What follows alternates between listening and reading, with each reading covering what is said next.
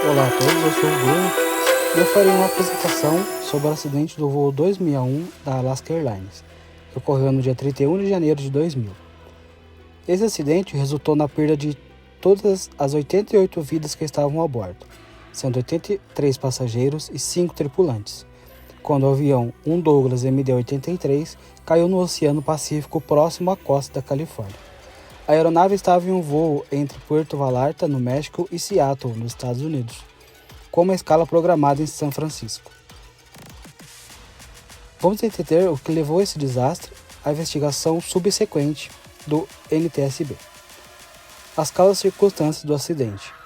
O principal fator que causou o acidente foi a falha no controle do estabilizador horizontal da aeronave.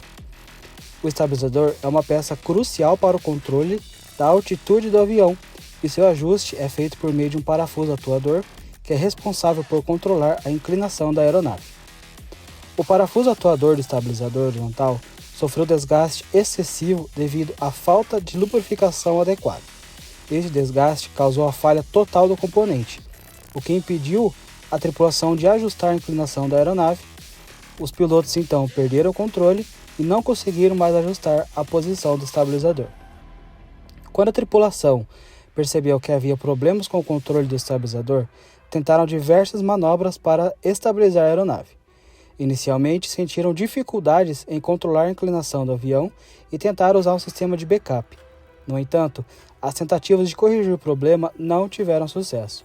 Chegaram até a discutir um pouso de emergência no aeroporto de Los Angeles, mas à medida que o problema se agravava, a aeronave perdeu completamente o controle. O estabilizador horizontal ficou preso em uma posição que inclinava o nariz da aeronave para baixo, e apesar das tentativas da tripulação de levantar o nariz, utilizando controles manuais e aumentando a potência dos motores, isso não foi suficiente para estabilizar o voo. O avião então entrou em um mergulho incontrolável no Oceano Pacífico e acabou caindo de cabeça para baixo. Vou falar um pouco sobre a investigação do acidente. O acidente teve sua investigação feita pelo NTSB e as conclusões revelaram falhas críticas nos procedimentos de manutenção da Alaska Airlines. O NTSB descobriu que a Alaska havia prolongado os intervalos de lubrificação do parafuso atuador, além de adotar procedimentos de manutenção que não seguiam as recomendações do fabricante. A investigação também identificou falhas nas inspeções realizadas que não conseguiram detectar o desgaste crítico do parafuso. O sistema de manutenção da Alaska permitia longos intervalos entre as inspeções do componente, o que impediu que o problema fosse identificado a tempo. O NTSB reconheceu a competência da tripulação, pois embora tenham feito todas as tentativas corajosas para salvar a aeronave, como o esforço final de inverter o avião para tentar recuperar o controle, a falha mecânica era irreversível. Agora vou tratar um pouco sobre as publicações técnicas e as relações com a investigação. As publicações técnicas, como todos sabem, são essenciais para garantir a operação segura das aeronaves. No caso do acidente do voo 261, várias publicações desempenharam um papel fundamental na investigação, e aqui vou abordar algumas delas, como o Aircraft Maintenance Manual, o AMM, que define as diretrizes para a manutenção da aeronave. A falha da Alaska em seguir as orientações de lubrificação e inspeção, como descrito no AMM, foi um dos principais fatores que contribuiu para o acidente. O IPC ajudou a identificar o componente defeituoso, pois ele fornece informações detalhadas sobre a peça e sua localização no sistema da aeronave. O Maintenance Review Board Report, a investigação utilizou este documento para revisar e verificou se os intervalos de manutenção recomendados estavam sendo seguidos corretamente. A alteração desses intervalos pela Alaska contribuiu para a falha do componente. Vale ressaltar que a Alaska ela não cumpria as determinações do manual, pois na época sofria com problemas financeiros, o que, claro, não justifica a alteração das especificações dadas pelo fabricante. O OMP, On Aircraft Maintenance Planning, foi utilizado para entender como a Alaska organizava e planejava suas atividades de manutenção. A falha no planejamento de manutenções, especialmente no que diz respeito ao prolongamento dos intervalos de lubrificação, foi um fator crítico. Task Cards Manual. A revisão dos Task Cards revelou que a equipe de manutenção não seguiu as instruções de forma adequada, o que também contribuiu para o acidente. E o CMM, Component Maintenance Manual, fornece procedimentos detalhados para a manutenção de componentes específicos, com orientações de desmontagem, inspeção, reparo e remontagem. O NTSB identificou falta de conformidade com os procedimentos do CMM, como, por exemplo, a graxa utilizada para lubrificação, que era diferente da especificada pelo fabricante. Agora vou falar um pouco sobre a metodologia aplicada ao acidente, mais especificamente sobre como inspeções poderiam evitar a tragédia. Bom, o desgaste das roscas e a folga axial do conjunto do eixo do estabilizador horizontal são fatores críticos para a manutenção da aeronave. A medição precisa desses parâmetros é essencial para garantir a segurança e eficiência operacional das aeronaves. A medição de desgaste das roscas pode ser feita por métodos convencionais ou tecnologias não destrutivas, como raio-x e ultrassom. Ambos os métodos oferecem vantagens significativas em relação às técnicas tradicionais. No raio-x portátil, envolve o uso de um dispositivo que é posicionado próximo ao eixo e à porca trapezoidal. O raio-x gera uma representação gráfica das roscas, permitindo uma visualização clara de qualquer desgaste ou falha nas roscas, sem a necessidade de desmontar o conjunto. Já o sensor ultrassônico é um outro método não destrutível empregado, onde o sensor é passado sobre a porca trapezoidal e cria uma representação gráfica também das cristas das roscas em uma tela portátil. Esses métodos não invasivos oferecem melhorias sobre as verificações tradicionais, permitindo uma medição mais precisa e confiável do desgaste das roscas e aumentando a segurança operacional. A medição da folga axial é uma medida indireta do desgaste das roscas. É um outro parâmetro importante a ser monitorado. O método de medição da folga axial pode ser realizado tanto na aeronave quanto em bancada, com diferentes graus de precisão. Na aeronave, o procedimento de verificação envolve o uso de um relógio comparador montado no batente rotacional inferior. Durante esse procedimento, o estabilizador horizontal é posicionado e uma quantidade específica de torque é aplicada, alterando a carga no eixo. O relógio comparador mede o movimento do eixo em relação à porca, indicando o nível de desgaste. Na bancada, a verificação é realizada com condições mais controladas. A verificação é a mesma, mas as condições são mais controladas, o que possibilita a medição mais precisa. Durante a revisão geral, o conjunto do eixo é removido da aeronave, limpo e submetido às medições detalhadas. As verificações de bancada, portanto, tendem a produzir resultados mais consistentes e confiáveis. E embora as verificações de bancada sejam consideradas mais precisas, ambos os métodos de medição na aeronave e bancada são complementares e cada um tem um papel importante para garantir a segurança e a eficiência do conjunto do eixo do estabilizador horizontal. Agora tratarei um pouco da análise de estoques, custos PBH e aprovisionamento do conjunto do eixo do estabilizador. A frota da Alaska, composta por 48 aeronaves, apresenta uma utilização média anual de 2.500 horas de voo, lembrando que esses são dados à época do acidente. Uma média anual de 2.500 horas de voo e 1.900 ciclos de voo por aeronave. O ciclo de vida do conjunto do eixo do estabilizador é especificado para 30.000 horas de voo ou 120 meses. A partir dessas informações, são realizados cálculos para determinar o estoque recomendado de peças de reposição. A necessidade anual de reposição leva em conta a vida útil de 30.000 horas, que equivale a 12 anos de operação, se pegarmos as 30.000 horas do ciclo de vida e dividir pelas 2.500 horas de voo anuais. Se pegarmos as 48 aeronaves e dividirmos por 12 anos, teremos uma média de 4 aeronaves precisando de substituição por ano. É importante também ter sempre uma reserva estratégica, que ela serve para garantir que falhas inesperadas sejam cobertas. Recomenda-se adicionar 50% ao número mínimo de conjuntos necessários. Dessa forma, a reserva da Alaska seria de 2 conjuntos adicionais, totalizando 6 conjuntos por ano. Lead time de peças tem como base o tempo de entrega de alguns componentes críticos, que pode variar entre 3 a 6 meses. É importante sempre manter um estoque que cubra pelo menos 6 meses de demanda, garantida a continuidade das operações sem interrupções. Dessa forma, o estoque recomendado seria de 6 conjuntos por ano. Agora o estoque recomendado para a Boeing. Na época, a Boeing tinha uma operação com cerca de 1.194 aeronaves voando no mundo.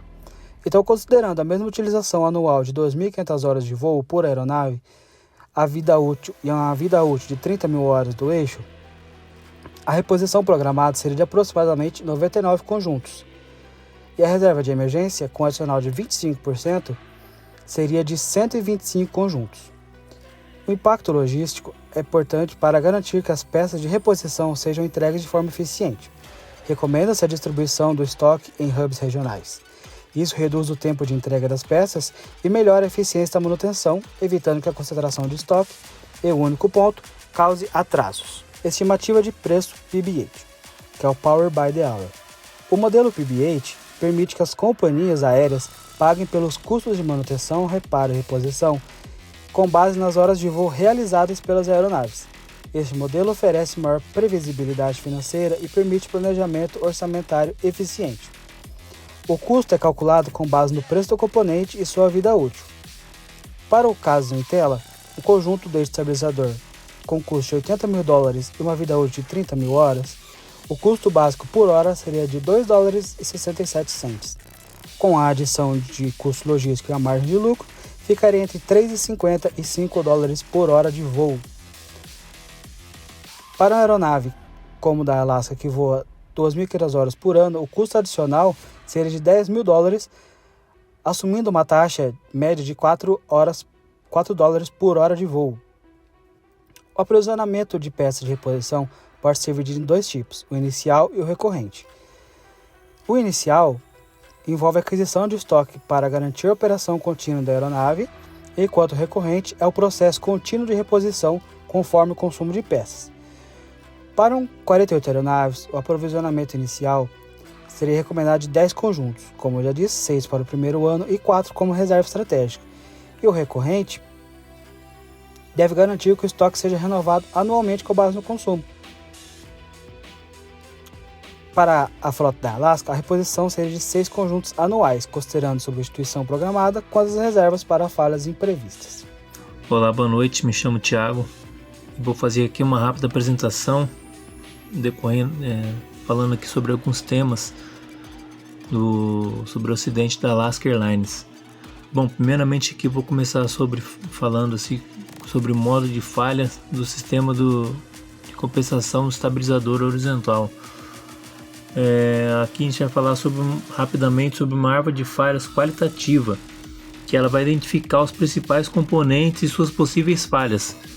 Nessa análise no documento no Word ele tem mais componentes, eu vou estar abrangendo aqui alguns, passando rapidamente, para não ficar muito longa a apresentação. Aqui, motores elétricos primário e secundário, ele está na foto do meio. Ele possui uma vida característica de 11 anos, um MTBF, que é o tempo médio entre falhas, de 102.396 horas, e uma taxa de falha média de 9,77 falhas por milhão de horas, FPMH. A engrenagem dos motores primário e secundário tem uma vida característica de 9 anos, um MTBF de 74.558 horas e uma taxa de falha média de 13,41 falhas por milhão. O eixo trapezoidal, que está ali na imagem à esquerda, ele apresenta uma característica de 9 anos, um MTBF de 74.558 e uma taxa média de falha similar ao item anterior, de 13,41.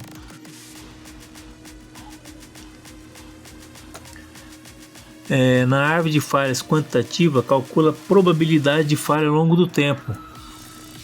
Motores elétricos primário e secundário, a confiabilidade após 10 anos é de aproximadamente 41,4%, resultando em uma probabilidade de falha de cerca de 58,6%. As engrenagens dos motores, eixo trapezoidal, porca trapezoidal, tubo de torque e anel de suporte, esses componentes todos representam uma confiabilidade de 10 anos, aproximadamente 29,8, o que leva a uma probabilidade de falha de cerca de 70,2, é uma taxa bem alta. E a fixação dos batentes estriados mecânicos inferior e superior, esse aqui tem uma taxa de aproximadamente 98,2, realmente muito baixa, né, em comparação aos itens anteriores aqui. Agora vamos falar rapidamente aqui sobre o MSG2. Ele identifica os processos de manutenção que são requeridos para restaurar o componente à sua condição operacional aceitável de projeto. Logo aqui abaixo a gente já pode ver essa porca foi recuperada do acidente e ela foi cortada ao meio, para estar mostrando aqui como ela perdeu 90% das roscas. Realmente foi um desgaste muito grande. Falhas estruturais, a gente vai abordar aqui falhas estruturais do conjunto do eixo do trapezoidal e especificações do sistema. Esse sistema ele foi projetado com uma vida útil de 30 mil horas de voo, com uma carga máxima de 53 mil libras com margem de segurança de 150%. Ele tem um sistema redundante devido ao eixo trapezoidal e o tubo de torque. Falhas consideradas: trincas no eixo ou tubo de torque, como eu falei agora, perda de até 90% das roscas da porca e desgaste que deixa as roscas inoperantes. Com essa falha, né, essas vai ficar inoperante porque ela não vai ter mais atração no eixo. Manutenção em intervalos.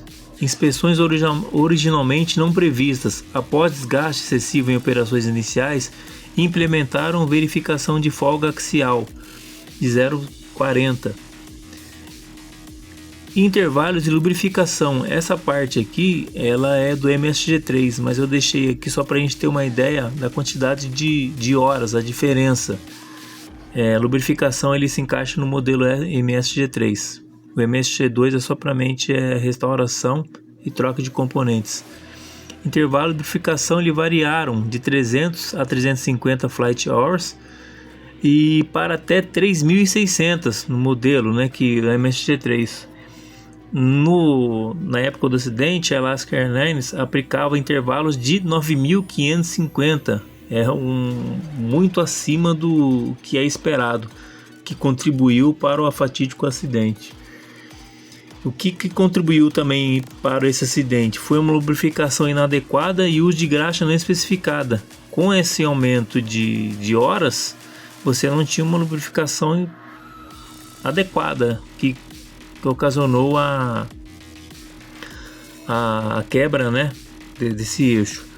A manutenção realizada fora do hangar e sem iluminação adequada.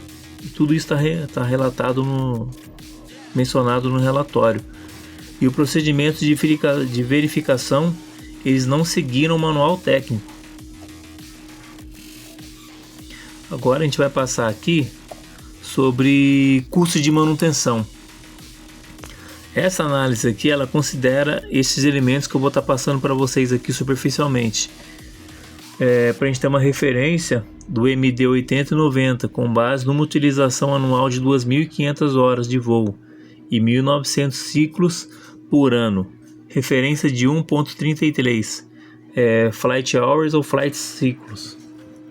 O programa de manutenção dos aviões MD 80 e 90 é baseado em ciclos específicos. O cheque C, realizados a cada 4.800 horas de voo ou 18 meses, o que ocorrer primeiro. Ele envolve cerca de 1.700 a 1.800 homem-hora, incluindo tarefas rotineiras, não rotineiras e trabalho de cabine. Tem também o cheque pesado intermediário, que é o cheque I. Ele vai ser realizado a cada 16.000 horas de voo ou 66 meses. Ele vai consumir cerca de 18.000 horas humanas e ele vai custar $550 mil somente em materiais, resultando em custo total de 1,45 milhões. A gente vai aqui já para o cheque pesado, que é o completo D, feito a cada 30.000 horas de voo ou 120 meses. Ele vai requerer 26.000 horas e ele vai custar em materiais $800 mil e um custo total de 2,1 milhões. O ciclo completo de manutenção básica ele vai incluir 6 cheques C, um cheque intermediário e um cheque D. Ele vai aproximadamente custar 4,5 milhões, utilizando cerca de 58 mil horas de mão de obra. Agora rapidamente aqui sobre manutenção de motores. O intervalo médio de remoção é a cada 4.500 ciclos de voo, com custo de revisão geral estimado entre 750 a 900 mil dólares por motor. Uma reserva para manutenção de motores nessa aeronave ela é calculada em 316 dólares por hora de voo. Lubrificação e inspeções. As tarefas de lubrificação vão seguir as diretrizes do fabricante, com intervalos definidos em 300 e 600 horas de voo. Após incidentes, intervalos foram ajustados, como no caso da Alaska, reduzindo de 2.550 para 650. É uma diferença muito grande. E para concluir aqui rapidamente, embora esses custos sejam altos, o programa de manutenção garante a segurança e a eficiência operacional dessas aeronaves. O custo total por hora de voo reflete a complexidade e a abrangência das inspeções e reparos, tornando essa aeronave competitiva em termos de custo-benefício dentro da sua categoria. Muito obrigado e ótima noite. Boa noite, me chamo Victoria e vou falar dos requisitos de manutenção. Alguns aspectos relevantes do RIBAC 145 que se relacionam com as falhas da Alaska. O regulamento RIBAC 145 estabelece os requisitos para organizações de manutenção de aeronaves, cobrindo desde certificação até a supervisão das operações e manutenção de aeronaves. Ele aplica-se a qualquer organização que possua um certificado de manutenção emitido pela ANAC. O acidente do voo Alaska Airlines 261 foi causado por falhas no estabilizador horizontal, devido à manutenção inadequada. O regulamento RIBAC 145 exige inspeções rigorosas, registros completos, treinamento adequado e supervisão eficaz na manutenção de aeronaves. No caso, houve deficiência nas inspeções e nos registros, falta de ações corretivas e falta de treinamento especializado. Essas falhas impediram a detecção do problema a tempo, contribuindo para o acidente. A violação dos requisitos de segurança e manutenção do RIBAC 145 foi crucial para a tragédia. Lubrificação. A investigação do acidente do voo Alaska indicou que a lubrificação inadequada do conjunto de parafusos foi um fator-chave. O mecânico responsável pela lubrificação não a fez de acordo com as especificações do fabricante, resultando em desgaste excessivo. Além disso, as ferramentas não padronizadas usadas pela companhia dificultaram a medição precisa de desgaste durante a inspeção anterior, o que poderia ter indicado a necessidade de substituição dos componentes. O NTSB conclui que a lubrificação inadequada e a falha na verificação de desgaste contribuíram para o acidente. Materiais. O acidente do voo envolveu problemas de corrosão em materiais como aço inoxidável e alumínio-bronze, usados no conjunto do eixo da aeronave. A corrosão galvânica entre metais diferentes e a corrosão puntiforme em áreas danificadas ou com umidade foram fatores críticos. A prevenção envolveu o uso de isolamento, revestimentos protetores e inspeções regulares. Um programa de manutenção preventiva eficaz que inclua inspeções, limpeza, monitoramento e treinamento da equipe é essencial para evitar falhas estruturais e garantir a segurança da aeronave. Análise da MSG-3. A análise da MSG-3 no caso do Alaska Airlines 261 revelou falhas na forma como a manutenção preventiva foi planejada e executada, principalmente no que diz respeito à lubrificação e inspeção de componentes críticos. O MSG-3 busca melhorar a eficácia das manutenções e evitar falhas operacionais, mas nesse caso não conseguiu identificar falhas a tempo. Para iniciar a análise da MSG-3, iniciamos com a análise de risco funcional do sistema de compensação do estabilizador horizontal. Para fazer a análise do sistema de compensação do estabilizador horizontal, utilizamos o formulário de critério para a seleção de MSI,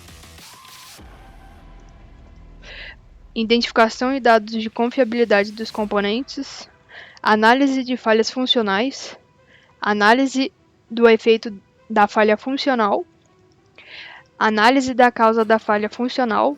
O formulário 5 foi utilizado para cada componente do sistema de compensação do estabilizador horizontal, como a falha do eixo trapezoidal, falha da porca trapezoidal, falha do tubo de torque, falha da caixa de engrenagens dos motores elétricos, falha do anel do suporte estabilizador do eixo trapezoidal, falha do batente estrido e falha do motor elétrico, falha do sistema elétrico de comando e, por último, a definição da tarefa.